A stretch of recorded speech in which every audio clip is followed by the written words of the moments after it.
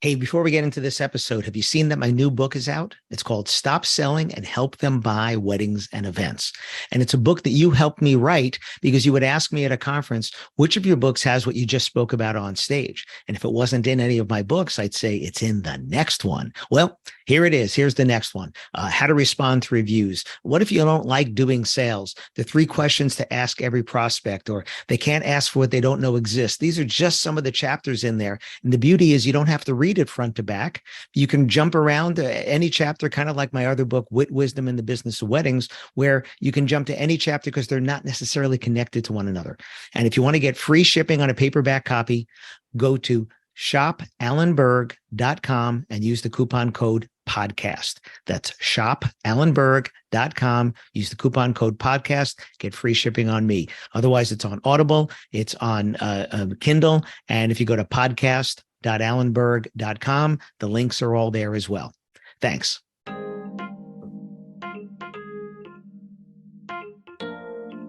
How do you go from one wedding to almost 2,000 a year? Listen to my next guest. You're going to want to hear this.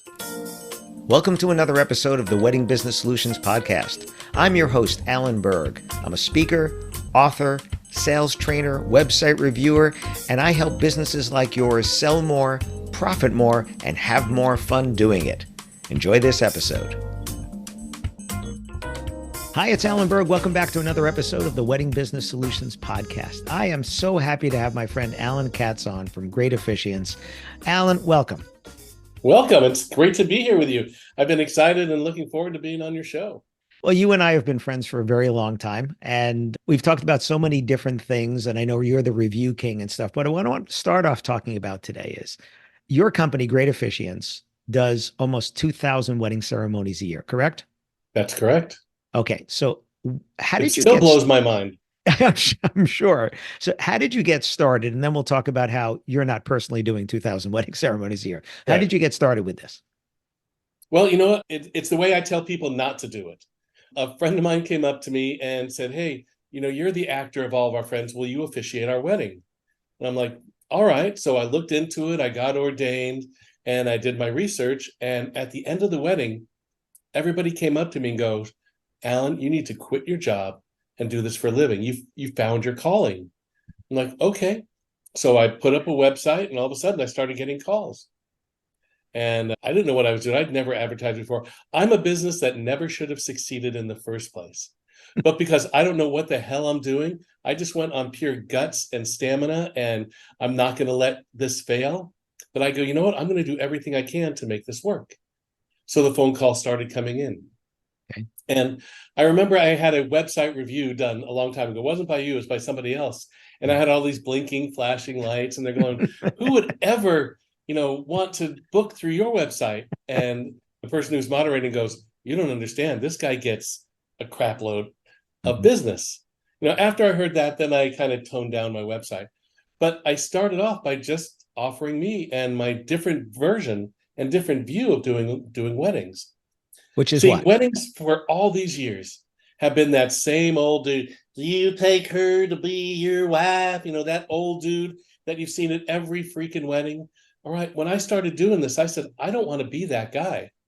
I want to take it from being this to, whoa, they're getting married. Let's hear it for this happy couple, making it fun and romantic. And that's what caught on. And so the people started calling. They got that idea. They looked at my website and they got that feeling that that's what I wanted to portray. And they're like, oh my God, we can have that type of wedding. And so that's how I started. How long ago was this? 20 years ago, my first wedding. I celebrated 20 years this year. Wow. Congratulations. So 20 years ago was just you. At what point did you bring other people into this? I got to the point where I started getting leads that I couldn't do because I was already booked. Okay. And then this one guy just reaches out to me out of the blue. Hey, do you have any overage? Things you can't do? I'm like, yeah. Hey, can you help this couple? And then he was working for me for a while. And then I brought a friend in. And then I started getting more people. And it started to kind of snowball. And then I would reach out to people who I'd met in the field. I remember my favorite recruit to finding an officiant was at a urinal. Okay. All right. I had a urinal. I had just finished a wedding. This guy had just finished a wedding at the same venue. Mhm. And we're like, hey, how you doing? Oh, how you doing? Yeah, I just finished wedding. Hey, me too. And we just started talking, and I liked the way his attitude was, and I knew he had the fun and romantic feel to him, so I brought him on board. And he washed his hands. So there you He did, yeah. go. And then about 2 years later, I washed my hands of him, but that's a whole nother. Oh, there you go. So tell us about your business now. Obviously, doing almost 2,000 ceremonies a year is not possible for just you. So how many different officiants work with great officiants? So I have 37 independent contractors who work for me. Okay. I'm made up of priests, rabbis, ministers, non-denominational. I have 5 languages: Chinese, 2 dialects, Vietnamese, Filipino, Japanese, Spanish. So Good. pretty much any type of couple who wants to get married in any type, we have the person to take care of them. Okay. And then you also, I loved your social media and stuff you put out, but you also do themes, right? If people are having a special theme. Oh yeah. But one of our specialties is the cosplay weddings, Okay. where our couples come in and they want to do something weird. Hey, I've done Elvis weddings. This is one of my favorite. Star Wars weddings, Doctor Who weddings, or just any weird thing Game that of people come Thrones, up with. right? Yes. Game Game of of Thrones. Thrones weddings. There's a sword right here Okay. for my Game of Thrones wedding. I have it ready at There you any go. moment. Those of you that are listening and not watching, there is an actual sword hanging on his wall over there. Now, if I'm not mistaken from our previous conversations, you used to do singing telegrams. Did I get, was that true? Absolutely. I'm still doing singing telegrams. I Okay. got one coming up this weekend. Okay. And what's cool about it is that's kind of what led me into this. Is I'm a performer, and I set down a goal that I wanted to be a performer for the rest of my life. And I found a way of doing it. I started by doing singing telegrams. It wasn't quite enough. I still had to have another job. Mhm. So I had other jobs on the side. And then when I started doing weddings, I got to the point where, hey, I'm too busy for this. I need to quit my job. Right. And I always akin it to what made the decision for me was I was watching Indiana Jones and The Last Crusade. And there's a moment in there where he has to take this leap of faith to get over this canyon. Mhm. And he just closes his eyes and steps forward. And I go, I got to do that. Right. I got to take this leap of faith to know that with the weddings, with the telegrams, with the other stuff that I do, I can quit my job. And I took that leap. Right. And I've never looked back. Okay. What was your job that you quit? I was a chauffeur to the stars. Okay. Chauffeur to the stars. I was a limo driver for a big limo company, and I had a big A-list clientele. And another thing we have in common, besides having the same first name and the same number of letters in our names, yes. I also drove a limousine, although it wasn't to the stars. It was mostly funerals. What I was doing. So it was a little different end of that. So let's talk about your business again. 20 years ago, just you. At a certain point, you brought on another person. How long was it? How many years until you brought on that first other person? Actually, probably less than a year. Okay. Less than a because year. I started getting enough leads where I was already booked. And then I had to do something. And then when did it really ramp up to not just, 37 people now besides you and your really wife? Started. Sorry, I'm having audio problems. It really started building in probably the third year when I started really starting to advertise more and having been to more places. If you're a good business, it starts to snowball. Word of mouth, starts to spread. Right. And then you also do some unique things, which besides you're at every networking event. I mean, if you're in Southern California and you don't know Alan, if you're in the wedding industry, you don't know Alan Katz, it means you're not showing up at these networking events because you're at everything. And right. You've brought me to so many different ones when I'm out in Southern California there. And then some cool places too, like the Magic Castle. You brought me there as well. And we went to a comedy show together last time I was out there. So something that you did is the venues, you have gone and ordained people at the venues, people that work at the venues. So talk about how did that come about and what is that? Well, if I wanted to figure out a way, where I can get into these big corporate meetings that have all the different venues, right, and a way to get to be able to, process myself in front of them, show everybody, oh, this is Alan and he's going to ordain you, don't use this in case of an emergency, but in case the minister doesn't show up, you can do the wedding. You can at least sign their paperwork. The genius of it is they'll always remember that no matter where they go in the industry, they'll have this little plaque and they know that it was from me. Right. so that I help them get ordained. But the other thing it did, it enabled me to get up in front of an entire company of 10, 15 venues, whichever company it was, and be able to give a presentation to all those. I'm actually have an email out to another big group out here, having me come in and do that for them in January. Right. So if for whatever reason, right, if for whatever reason their officiant can't make it, the wedding goes on, you can do that. And I know there are other people that have done that, DJs that have done that, and also that they have it. Some wedding planners might have done that as well. But I love the business thinking, which is, I'm going to do this. You're the backup. You shouldn't have to do this. And the undertone there is, and if you choose great officiants, you're not going to have to do that because we have backup. Exactly. Right. And almost I'd say at least once or twice a month, we get a call from a venue saying, Alan, I need your help. I know I'm ordained, but I don't want to do this wedding. Do you have anybody in this area? The wedding is in 20 minutes. The minister called in sick. And 9 times out of 10, I'm able to help them. Right. And I'll have somebody there in a half hour, ready to go, not knowing anything about the couple, but ready to just find out a little bit of information, and bam. And there you go. Do it on the fly. But again, you're an actor and you're improvisation. You can do that. But you also, and that's what I found in my team. The people who I hire a lot of people who have performance backgrounds. Because they get it. That we're not just clergy. We're, for lack of better words, clowns. We juggle the balls. We do the same, hoop-de-doo, and we get it done. Yeah. Now you also have a chapel. And when did when did that start? When did you first decide that you needed your own space? So in fact, I was talking about this last night. I used to live in this apartment right by the ocean. And from my patio, you could see the water. So I was doing weddings on my patio. I would issue them the license and I would do the wedding right on my patio. Well, I had this neighbor dog. This neighbor dog would bark all day long and I could not get work done because it was just constantly, arr, arr, arr. So one of the venues that I was working at, that I was their exclusive guy, had this space in the front of their building.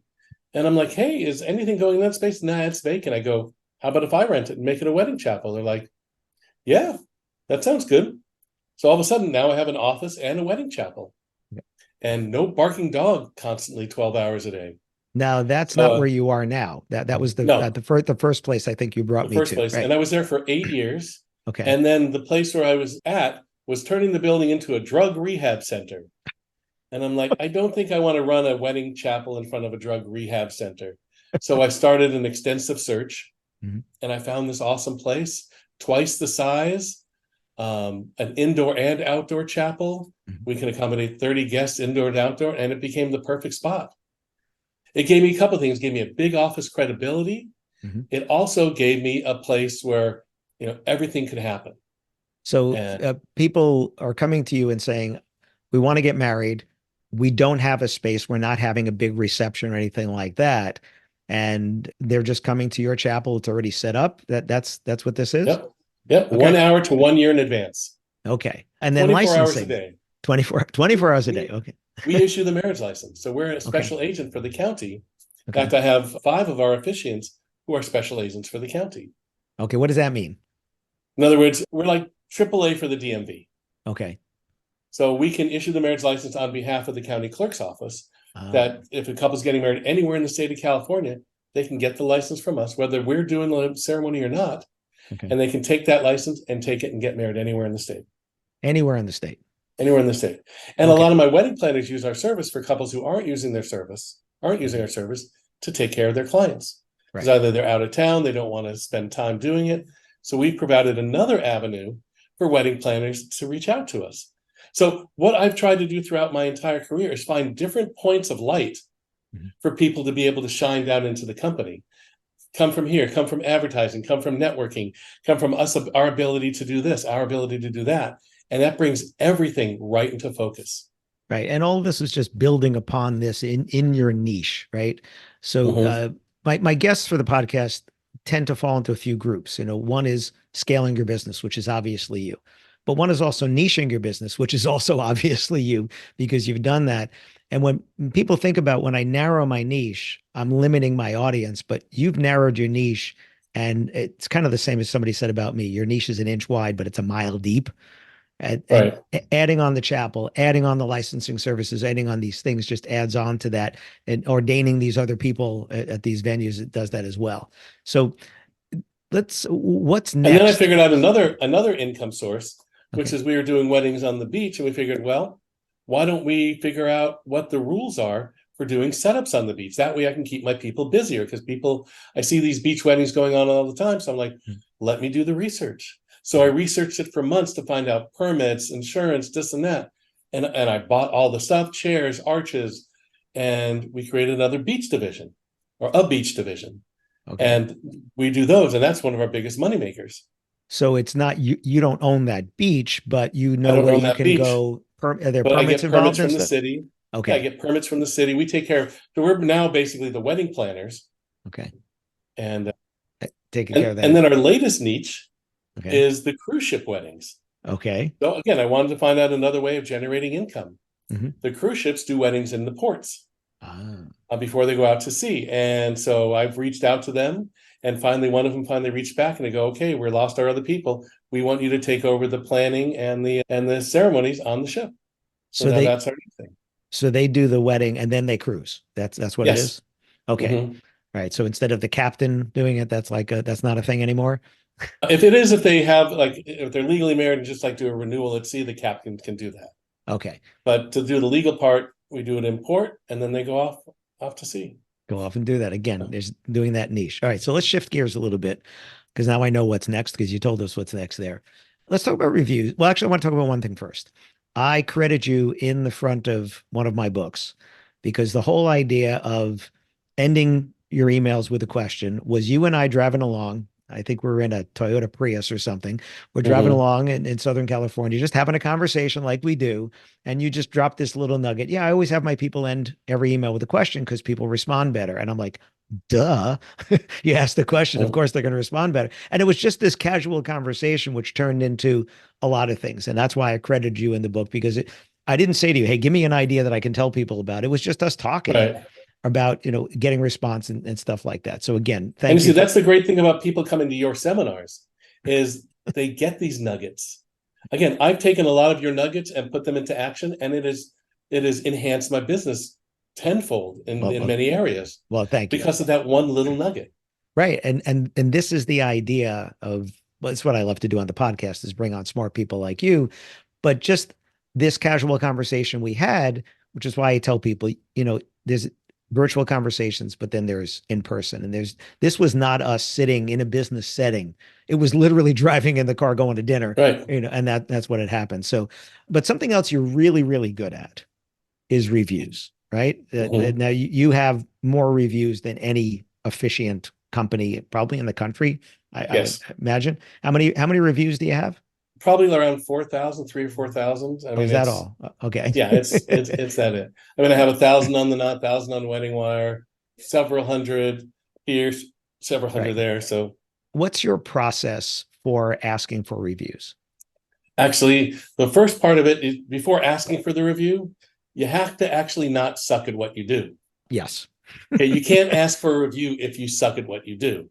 Correct. Otherwise, you're going to get a review, and Yeah. it's not going to be the review that you want. Right. So So, let's assume that everybody listening here is honest business people, do a great job, do go above and beyond for their couples and things like that. And yet there's a lot of people that are still not getting reviews, despite some of them asking. I know there's a lot of people that just don't ask. It's just not a regular part of their process. You are very process oriented. You have your office there and things. So what is your process for asking for reviews so that you get so many? so the best part of it is asking for reviews. I wait 2 weeks. Okay. Now, why do I wait 2 weeks? The first week after the wedding, they're going to be on their honeymoon. The next week, they're getting their life back together. The third week is when we send it to them. Okay. It's now they're back into their life together. They've caught up on their emails. And now, oh, you know what? Let's do this. And so I send them an email saying, hey, basically, thanks for choosing us. Let other couples know the amazing experience that you had so that they can be able to find somebody to do their ceremony and have the results that you did. Okay. Now, rather than just asking them to do that, I give them a link to my website. Mm-hmm. Well, actually, it's a thumbs up. If we did a good job, click on the thumbs up. Okay. The thumbs up will take them to a page on my website. Okay. If we didn't do a good job, I don't want them going to those things. So I say click thumbs down, and it'll open up an email so they can tell me what happened. Okay. And that way I can figure out what issues happened, what things happened so we can avoid it. but also we don't send emails out to couples who we call do not sends. So if an officiant calls me up, our bride was really weird and she gave me this weird look, do not send. We won't send a request to them. So we only send it to couples who we know have done an amazing job. And I mean, this wedding was an amazing job. Right. So we asked them to do that. Click on the thumbs up. The thumbs up will take them to a web page on my website with places where they can click saying, please review us. Here's the places that you can go. And then push the button, it'll take us right to WeddingWire. Push the button, it'll take them to the Knot, to Google, to Yelp. Now with Yelp, you don't want to link directly to your Yelp site because Yelp will know that you've given them a direct link. Okay. So what I tell them is to go to yelp.com, type in my company name and my city, and that will take you to Great Officiants. So Yelp is not getting a lot of inbound links just from your website because that'll look phony then, right? Right. If I give them a direct link, they will know that it's a direct link. Right. But if I do it if it's done through a search, then that means that somebody actually had to take time and do that. And more like otherwise, a regular if person. they do it the other way, they will make it a bad review. Right. They won't show it. But they won't show it. Yeah. They'll show it, but it'll be in the hidden. It'll be a hidden review. Well, they're showing it hidden. That's an oxymoron. Well, they'll actually show hidden reviews. Okay. It's really weird. They'll show these reviews have been hidden and are not in your main feed. Right. So I have on Google that sometimes where I had somebody who said I posted a review and it's not showing up. I said, well, I didn't get it. I never got notification of it. They sent me a screenshot. Here's what I typed. And I didn't get it. So it's still happening there. And there's whatever the algorithms and stuff are in there. All right. So what happens? What the algorithms are is maybe they haven't reviewed a lot of people already. Right. Maybe it's their first review. Maybe it's a review for out of the area. Maybe they don't like it. So what I tell my couples to do if that happens is I go, hey, do a couple other reviews. Review some restaurants, review that. Like other reviews. So Yelp realizes that you're an actual person. Right. Because so many people create fake Yelp personas. Profiles, right. Themselves. Yeah, see, I'm a Yelp elite. So anything that I type as a review is going to show up because they know me. I have 250 more reviews. Same thing with TripAdvisor. I have over 650 reviews I've posted. So anything I put is going to go because they know it's me. Right. There's real stuff. But Yelp doesn't know about these onesie twosie people. Right. So you have to friend them. You have to tell them to like other things. Right. You have to tell them to post more reviews.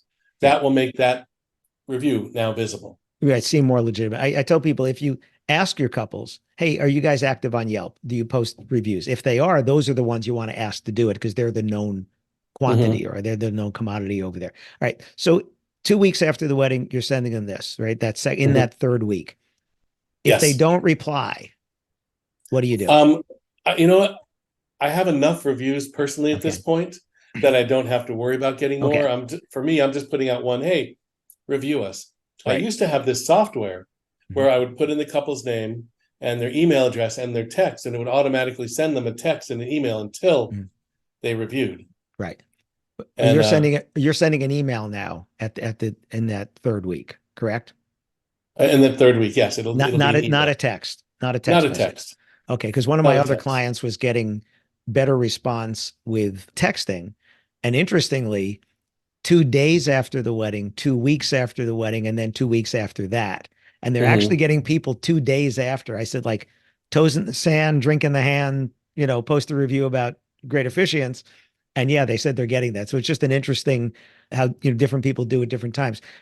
Again, I think you get enough reviews that recency being the most important thing, you have recency because you're going to have recent reviews, and if you get 10 reviews this week, is 12 going to make a difference? No, I think it's more if you got no reviews this week, one makes a big difference. I think that's where it comes in for the people that don't do the volume that you do. Somebody. Right. I mean, when we're doing a 30, 40 wedding week, right, we send out to get reviews. Maybe we'll get 2, 3, 5. Right. And that's fine. Believe me, five reviews in 1 week. Who gets 5 reviews in 1 week? Well, exactly. And I think that's the thing. So if you're listening and you do 50 weddings a year or 20 weddings a year or 100 weddings a year, recency, I think you need to have a different process where you'd follow up more, because I think if you get one new one a month, any business, right? One new one a month, you look online or whatever site it is, on Google, on WeddingWire, The Knot, on Yelp, whatever, and you see a new review and a new review from last month, That's plenty to say this business is doing good stuff now, right Hmm. now, consistently, right? The fact that you get 5 this week or 8 this week is even better, but your business is bigger. For the small businesses, or even like for me, I got 4 reviews yesterday on Google. I never get 4 in a day, right? But for whatever reason, these 4 people did. One of them in Spanish, which was kind of cool because you know, get the review in Bueno. Spanish. Yeah, muy buen. So, you know, I have 116 reviews. If I get a new one a month, and the reason I ask, because 116 is certainly plenty to say, okay, he probably does a pretty good job. The reason I ask is recency. I want to have that recency. Are your people responding to the good reviews? I mean, am I replying to them? Yeah. Yes. Okay. Yes. Yeah. Because Yeah. again, Um, that the volume works against you there, right? When you get a lot of reviews and it's more, it's but hard to keep up with. Actually, one of my tasks this week, since it's slow, is I'm assigning one of my people to actually go through each site and respond to every review for the last however long whatever. we can do. Right. According to the Knot, couples read 5 to 7 reviews for every category except venues and photographers. They read 7 to 9 on average. So realistically, Mhm. you want to go now. Google will tell people that you responded. So you do want to respond to them because you want to thank them for their review, even though Right. you and I know that you're really responding to the next person who's reading it, right? Mhm. But you do want to say, hey, thank you for that. I believe Wedding Wire and the Knot, they don't notify the couples. So if you go back to months ago, they're not going to get notified that you did it, Right. but it really is for the next person reading it. Because the Which 4 also things, helps you for your SEO too, because right, it put those keywords, your name, SEO, review, and it always comes back to you. right. So again, you know, asking for reviews, you don't ask, you don't get responding to them. But like you said in the beginning, you know, start by doing a really good job, right? That's the, Right. But if you get that bad review, then there's a magic to getting it done, yeah. to responding to it. If you've tried to get them to review it, remove it, and they won't remove it, Mm-hmm. you've tried everything, you know, offering them refunds or whatever, and they Right. still won't do it. How do you respond to it then? Okay. What I tell people is to write the nastiest letter, write the meanest, nastiest thing about that couple. You're ugly, your mom's ugly, blah, blah, blah, blah, blah, blah, blah, and then delete that. Right. And then after you've got that out of your system, because it's the worst feeling in the world, is actually thank the couple. Okay. And I say, thank you for posting this review. After review of the situation, I realized that there were some things I could have done better. And by your pointing this out to us, you have made me and my company so much stronger.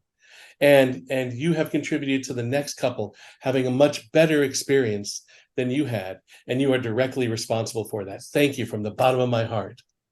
Now, Nice. what's that going to do? That's going to, people who are looking at that say, wow, they realize they screwed up and they're not going to make that mistake again. But also the person who made that, they're like, well, now this looks like I did something good. I'm going to remove that review.